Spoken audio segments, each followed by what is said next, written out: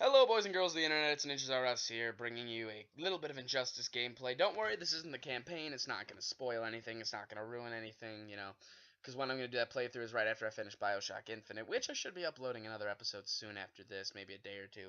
But let's get to this. There's a reason I actually picked this gameplay. It's me and Jake. Hello, Jake. Hello, everybody. My name is the NoobTube. Also known as the YouTube. Link will be in the description to his channel. But there's a reason that we picked this. It's me and him. We are just playing Injustice together. I'm currently playing as Nightwing. He is currently playing as Harley Quinn. But there was a reason we picked this, and it's because we're talking about, as you can tell by the title, we are talking about the way the gaming industry is shifting almost. There's been a turning, changing of the guard is probably the best way to put it. The tides are turning a little bit, and we're gonna focus on that, and we're just gonna highlight all the things. So everyone recently has been looking for the CoD killer. They've been talking about maybe Titanfall is going to be a CoD killer, they say, or Battlefield 4 or whatever. And I'm sort of against that almost, like not against the idea of there being a CoD killer, but I don't think it's going to be one specific game. But let's not get too into that yet, because first let's see what does make Call of Duty so successful. Probably because it's an FPS. Well, no, besides the fact that it's just an FPS, because there's a bunch of FPSs out there. Well, I mean, everyone just kind of likes having guns and stuff. Right, but that's why people like FPSs, not why people like Call of Duty. The reason people like Call of Duty, in my opinion, is it is fast paced. It gives you like a super soldier almost, with all the perks and stuff, and it's like arcade style. You know what I mean? I guess. So that's why people like it. They like to go on. They like to release all that stress and anger and all that by shooting some things. And they like to do that in a very competitive manner. And that's where the arcade aspect of it comes in. People can go on, they can just pick up the game. It doesn't require that much skill. Like, it requires skill to be great at it, but to just pick up the game and just start playing, that doesn't really require that much skill. Anyone can do it. Like a game like Gears of War, that requires skill to just do decent at, right? Like you don't have to work really hard to be like decent at Call of Duty. That could just be natural. But if you want to be like decent at Gears of War or Halo or something, that requires skill and knowledge of the game. I was good at Halo for a while, and then Yeah, I'm still pretty good at Halo, but I've been having some trouble with my Xbox Live. But that's a different thing. So people like to go on there. They like to do something that's not too difficult for them. Like they don't have to dedicate too much time. And oh, by the way, Deathstroke is my best character, so you're about to watch a thrashing. But yeah, it was bad. but so it's like they go on there because they want to compete. Everyone has that competitive nature, so that's what they're going for, and that's what makes it so successful. Like games like Battlefield, almost the reason the Battlefield isn't as high up is because it's sort of more slow paced. You don't play it like you play Call of Duty. You can't be like a one man army. You gotta like work as a team. You gotta find a spot that you gotta control, and it's a really lifelike. And I think that's the reason why Call of Duty has so much success because it's not lifelike. So what do you? Is that why? Yeah, I mean, that's bizarre. That makes no sense at all. Good. Okay, but then that's why it's like the king of the FPSs. But the reason why FPSs are so popular, people are violent and like shooting things. Like you think, oh, they're violent. Why don't they just play a fighter like as you see in the background with Injustice, which is a great game. But it's like it's not as violent. If you hand someone a sword or a knife or some magic spells, yeah, it's gonna get some stress out, but not as much as grabbing an AK and mowing down 30 people to get like a nuke and you just blow up an area. That's pretty stress relieving. Yeah, and I don't like the fact that they're like when there's shootings, even though how terrible they'll be like, oh, it's because of the games or something. It's all in the people's head. Yeah. It doesn't. Yeah. No, I agree completely. It's like saying that, playing FIFA makes great soccer managers or football for our European friends. They're like saying playing SimCity makes amazing architects and city planners. No! That makes no sense. That's not how it works. But back on topic. So yeah, that's why FPSs are so successful. But one thing I've been noticing is there's been like a changing of the guard almost, The popularity overall has been shifting to RPGs. Yeah, it has. RPGs and fighters, well, not fighters so much, but they're gaining in popularity. But it's been really shifting to RPGs because, like, if you look at the more recent games released, some of the most popular games released recently, not necessarily like popular as in the most people play them, because Call of Duty still has that with all like the 10-year-olds that want to be violent. Which I don't But understand. Yeah, but anyway, There are so 10. yeah, but the thing is, like, the most highly rated games, I would say, that's probably the best way. The ones that are most critically acclaimed have been The Last of Us, BioShock Infinite, and a little bit older, Skyrim. You know, that's a few years older, like a year and a half older. But The Elder Scrolls in general have always been a really good series. yeah, and same with Fallout, made by Yeah. the same people, Bethesda. It's all in the RPG aspect. It's, you know, getting away from life for a while and playing in someone else's life. You love the story, you love how you feel for the people, and that's what I think is Wait, shifting. That's why I think it is, like, causing a shift. little life story. Leonidas, my brother, Well, brother, he whatever, go on. he he is like addicted to that game. He can sing the entire Dragonborn song, like the Dobakin Malazinkos Valley, and Yeah, whatever. he's addicted to that game. Yeah, it's great. And it creates an addiction. Sort of like, you know how FPS games, they do create an addiction, but I don't think it's on the level of RPGs. Like when I first got Fallout 3, and I'm not going to pretend to be, you know, some super Fallout fanboy that's had it for like, you know, since it came out. No, I got it like last year. But I literally like locked myself in the living room. Well, not locked myself in because there's no doors, but I closed all the curtains so it's like pitch black in there except for the like TV, and I have a big screen in there. It's like Yeah, he does. like 70 inches or something. It's really big. I put on my I had Turtle Beaches at the time. I still have them, but it doesn't work with an HDMI cable unless you get a component. It's complicated. So I had like surround sound headsets on, and I played for about 18 hours straight, only stopping to eat and go to the bathroom. And let me tell you, I felt the emotions of the characters, right? Like when, spoiler alert, if you've never played Fallout 3, you know, just close your ears for like 5 seconds. But when your character's dad dies, I was almost gonna cry. Like I actually felt legitimately sad. I was feeling the character's emotions. You know, I was just like completely engulfed in the game. I I was honestly having like a little bit of, not an anxiety attack. I'm trying to think of the word. Um, but I felt like I was out of place in reality because I felt like my real life was in Fallout 3. Now I think that was partially caused by like the intro to the game is you're growing up as the child. Like you start as a baby and then you're like 10 years old and then you're like 15 and then you're like 18 leaving the vault or something like that. I don't remember the exact ages, but it was something like that. And that really engulfed me into the game. And I didn't want to be in reality for a little while because I was having so much fun in the Fallout world. So it gets you engulfed, and that's why, you know, RPGs are sort of gaining in power. And that's why I don't think the COD killer is going to be an FPS. A lot of the like common opinion is it's going to be a first person shooter. They're going to find a Call of Duty that does Call of Duty better, if that makes any sense. Like someone who, it's basically really similar to COD. It has like the same feeling or whatever. It plays the same way, but it's better, which I don't think that's going to happen. Like Call of Duty has such a chokehold on like the FPS, you know, genre.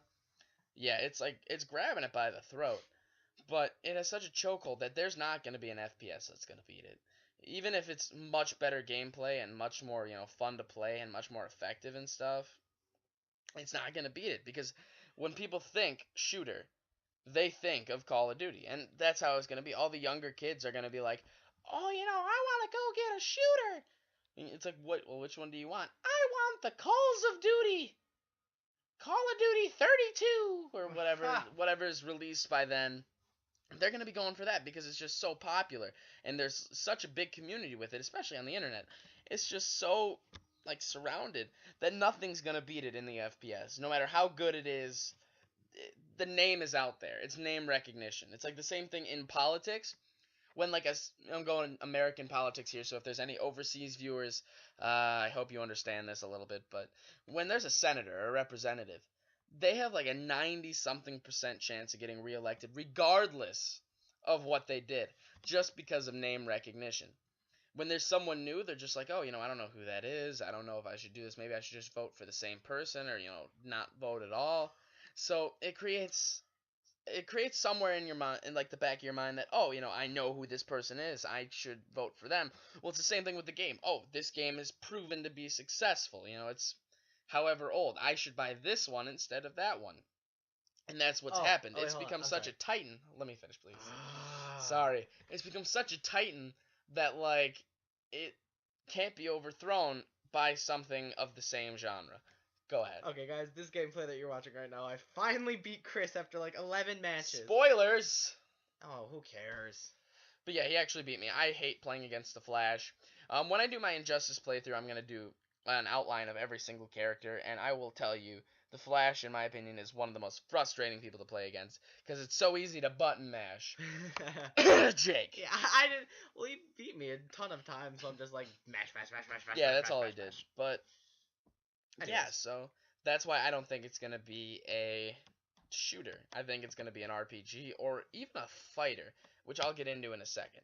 So, okay, the thing with fighters, they've been slowly but surely gaining ground as they've been growing. Like Mortal Kombat, Street Fighter, Tekken, and Injustice, which is basically Mortal Kombat. Like, it's made by the same people. I thought it was. It's really similar. So, like, if you look at it, fighting games weren't very popular 10 years ago. Not even 10 years ago. They weren't very popular like 5 years ago even. But then they were like a dying race, sort of like the music games are right now with like Guitar Hero and you know, what else? Rock Band and stuff. How they're a dying race, right? Like no one really buys those anymore. That's how the fighters were. But then the new Mortal Kombat was released, which is probably the face of fighting games. Like you can say whatever you want about, Street Fighter's better, Tekken or whatever. No matter what you say, like you can say it's better in quality. Mortal Kombat is the face of it, just because it's sort of like Call of Duty. It's a lot easier to pick up. So that's the face of it. And when that new one was released, it brought in a whole bunch more people into the fighting game, genre. It got people really enticed with a good storyline in it, which it had. And oh, there I died. Yeah. Woohoo! But it had a really good storyline. It was really involved, and people really appreciated that. They thought it was a great game, and they enjoyed it. And that brought a bunch of people into the fighting game. And then the same thing happened with Injustice. This was really well marketed. People, they were excited about it coming out. So then they bought it. And it increased in sales. I'm not sure the exact numbers, but I've just going off of like personal experience, people I've talked to that have never played fighting games before, they bought Injustice because it was marketed so well. And that's what they wanted to get. So they bought it. And it was the same sort of rise that happened when the last Mortal Kombat was released. So I think if they keep marketing really well, and they keep having, I don't know, they just keep having the success that they've been having with each game released, they are going to become a new threat. They're going to become this high up, it's going to fill a niche, is the best way I could put it. Like when in my opinion, and I think this will happen, the RPG takes over the slot, or maybe even the MMO, which I guess is sort of an RPG, it's just like a sub branch, whatever. Yeah. When those like sort of take over the FPS slot, it's gonna leave the and then it's gonna leave the RPG slot open, and I think Fighters is gonna take that over. I mean, that's just my personal opinion, but that's just what I think. I hope you don't mind. But also, another like reason why I do believe, I'm sorry if I'm a little scatterbrained. This is sort of a spur of the moment commentary, but if the one thing I noticed when they're talking about the next gen consoles, they are bringing MMOs to console gaming. And I think that that's going to really fuel the RPG, growth. MMOs to console. Yeah. Elder Scrolls Online is the big one. I'm definitely getting that game. I'm really excited. I thought it's only for PC. So that's gonna be a one-time only buy. Okay. I'm pretty sure it's coming to consoles. Don't quote me on this. I highly doubt it. I don't think it is. You know what? To Google. Sorry if we're being unprofessional, but I gotta prove this. Oh, it's loading so slow when I record. Okay. Google.com. Is Elder Scrolls Online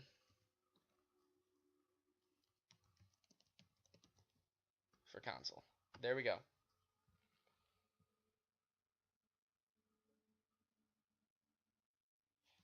The Elder Scrolls Online were released to consoles at IGN. It's being released to consoles, guys. No, that doesn't say it's going. It's why release on console? Bethesda discusses the upcoming console release. Discusses. It's gonna be released on console. Look. I don't think so. Why would it be on Xbox? The Xbox website talking about Elder Scrolls Online tips. Magic. It's gonna be released on consoles, guys. So that's gonna also help grow it for all the console people, and that's gonna help towards the RPGs if that makes any sense. Sorry if we're being a little scatterbrained and unprofessional, but we've been traveling all day. We were in Michigan. We're gonna put the vlog up a little later. Jake is having some issues with the recording, Yeah. so but we'll get it up. I hope. So honestly, that's about it, guys. I don't know. There's really nothing else to say. That's just sort of my opinion on where it's gonna go. I think that the overall, I think the COD killer isn't gonna be one specific game. It's gonna be an overall growth of other game like genres that overthrows the FPS. That's what I think. All right, guys. I hope you enjoyed. I'm gonna leave. There's still some video recording going on, so I'm gonna leave you with whatever's going on. There's about 3 minutes left. It's just one more fight. I'm playing as Superman. He's playing as Harley Quinn, but I'm just gonna leave you with that. Also, remember follow me on Twitter. Probably the best way to keep in contact with me. Like and subscribe if you enjoyed. Go over to Jake's channel, even though he's a little bit of an idiot when it comes to Elder Scrolls Online being released on console. Don't hit me, please. Um, Go over to his channel and subscribe. I will be uploading later. Me and my brother have been having some computer problems, but he's getting a new one, so we will be uploading once again. Okay, so remember, guys, I love you all. Stay beautiful. Adios.